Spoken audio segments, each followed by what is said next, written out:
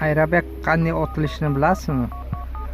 Mana ko'rib turganingizdek, oldi shofyor tarafda aerobagi, bu mana yongan, buni mana bu chekkalaridan porq chiqar ekan. Keyin bu mana bu passajir tomonidan. Agar mana ko'rib turgan bo'lsangiz, yongan mana bu itlari.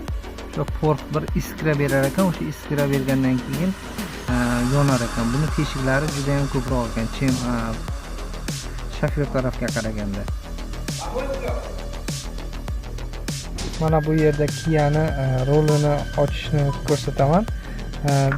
Основной mana bu joyi bosish kerak. Mana bu ko'rib turganingizdek, mana bu joyni kamgina ответкада shuni bir bossangiz uchoq tarafdan. Rolni buramiz, nabarot. Arkasida keyin mana bu yerda nima chiqadi? Maydagina отверстие chiqadi. O'sha отверстиеga tiqiladi.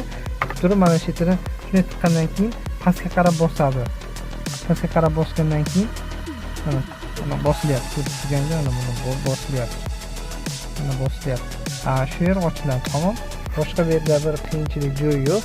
Asosiy joylari mana bu yerda 10 volt gayka. Mana bu yerda ham, keyin mana bu yerda ham qarab turib yechilaveradi. Mana bu yonlarida. Tamom. O'sha qiyinchilik joyi yo'q. Hozir endi tarpedani tayinlaymiz, shundan mashina chalamiz. Tarpedasini. Kia Rio oldi ko'tarib bo'lgan. Keyin biz buni tarpedasini yechamiz.